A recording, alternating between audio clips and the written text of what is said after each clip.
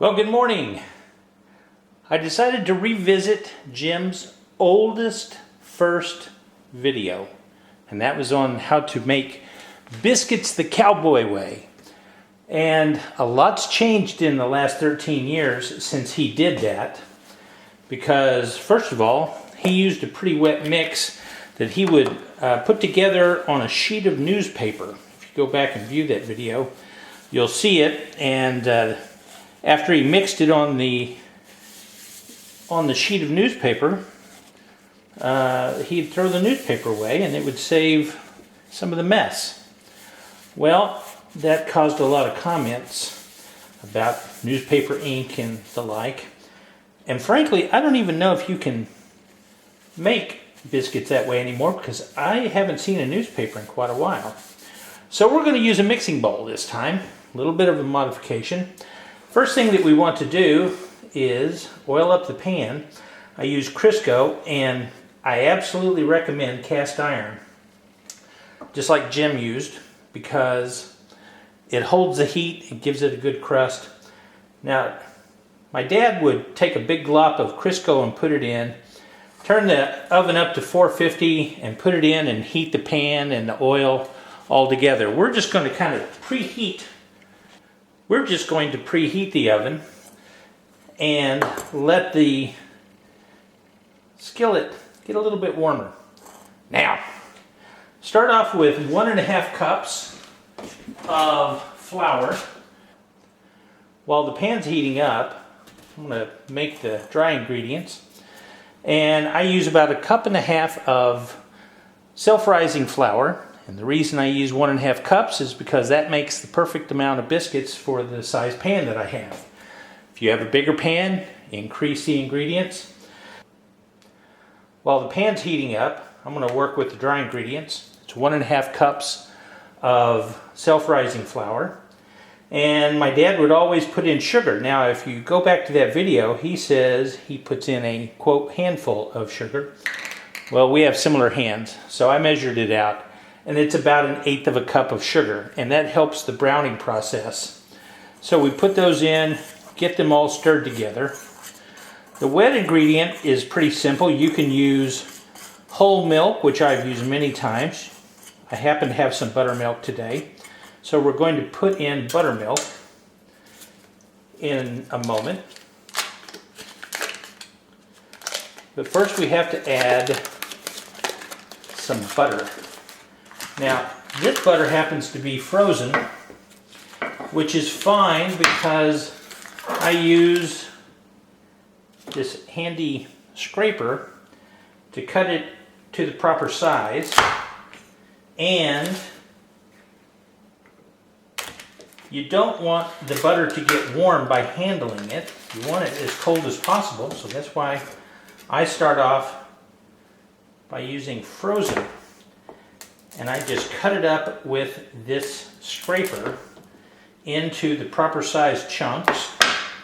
Then we'll add it into the flour a little bit at a time and get them covered with flour so that they don't stick together, because we want them to be proper size.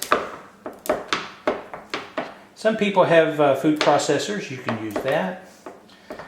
And if you look on YouTube, you're going to find a lot of different ways. Some people even grate the butter up, which is a fine approach. I just find that this keeps it pretty cold, and I don't have to worry about it melting so much. So I put in a little bit, and then move it around, get it covered in flour so that the pieces won't stick together once they're in there. Get those coated. The next batch, get those coated until we get all of them in there.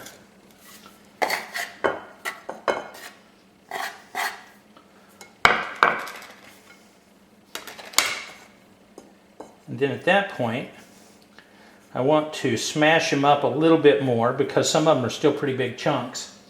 You can use a fork. I used this pastry cutter.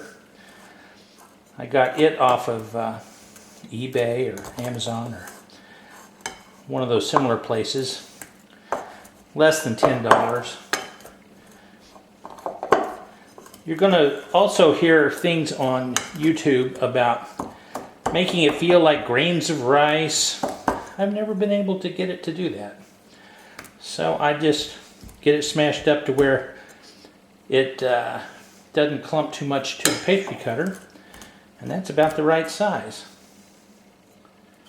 Now, we're going to use buttermilk today, since I happen to have some. And it requires about a cup. So what I recommend is that you put in most of a cup, then we'll incorporate it and see if we need to add the entire cup or maybe even a little bit more. So we make a little well, put in most of it, then using a fork we can start to stir it all together until we get the right consistency.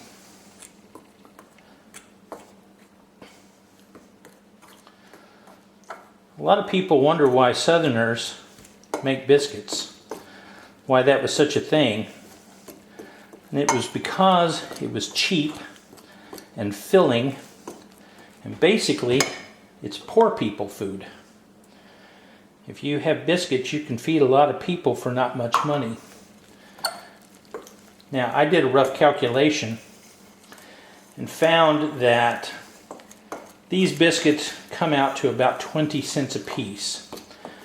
That's as close as I could figure it. And it will make, I think, 8 biscuits. We'll take a look at the end and see what we've got. And with 8 biscuits, you can feed 3 or 4 people, especially if you put gravy on top of it. And then the gravy is going to be the next video that I do. So this is starting to get just about to the right consistency. It's still a little bit damp. So we're going to put just a little bit more flour on it. And then also put some flour on the working surface. And this is where the scraper really starts to come in handy. Otherwise, the dough will wind up sticking too much to the surface. We'll get rid of that and start to put this together. Now, if you want, you can get a rolling pin and start to roll it out. But I'm just going to accumulate all this together.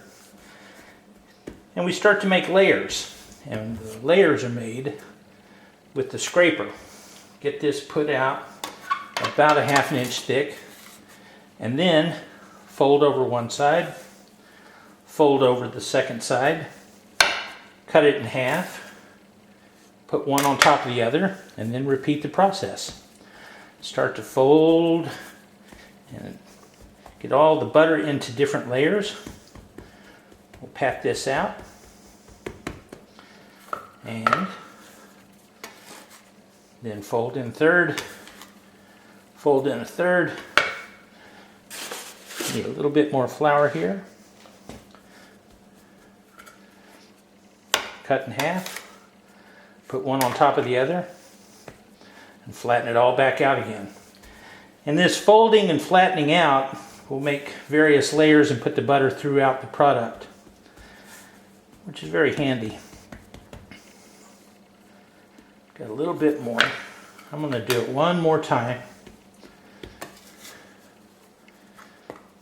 1/3 over, 1/3 over, cut it in half, one on top of the other, and then press out for a final time. I used to use a rolling pin, but I found that all it did was kind of replicate what I was already doing.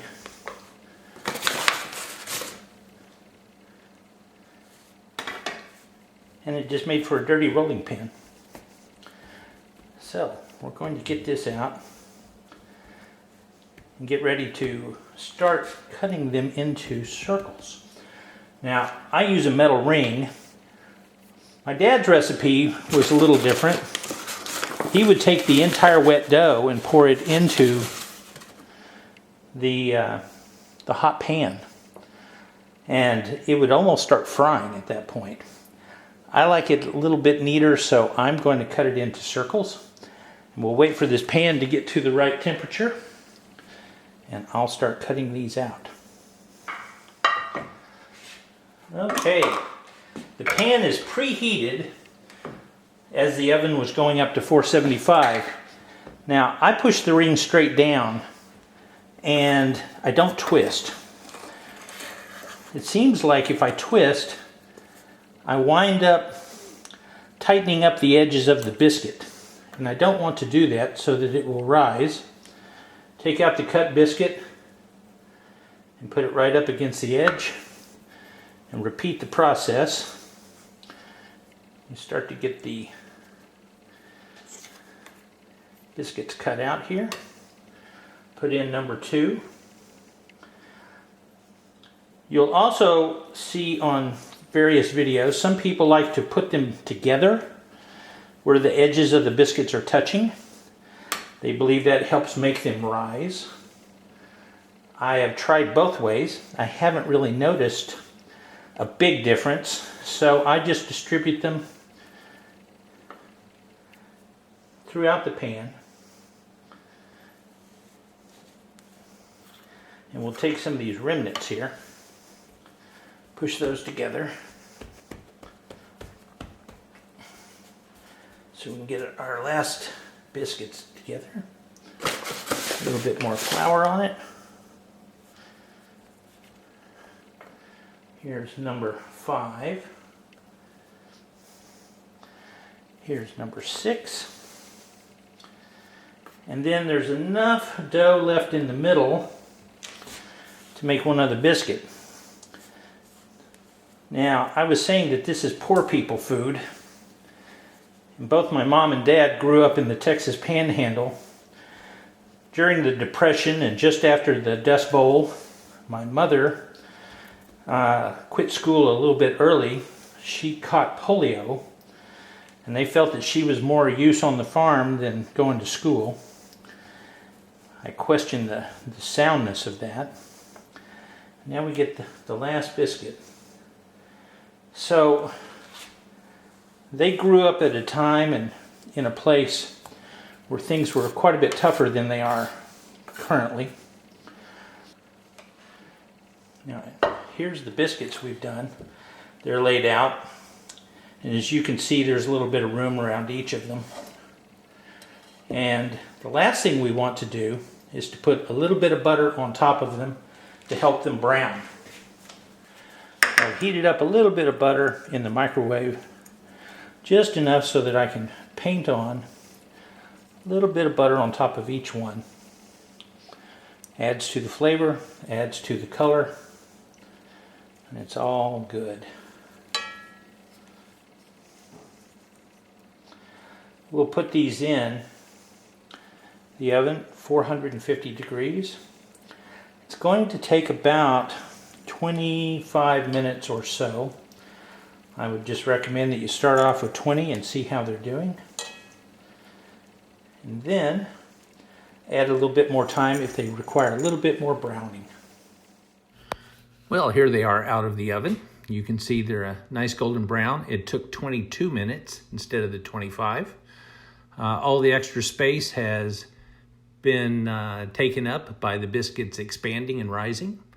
And we'll get them out of the pan and onto a drying rack just so they can cool off a little bit before we decide to make use of these things.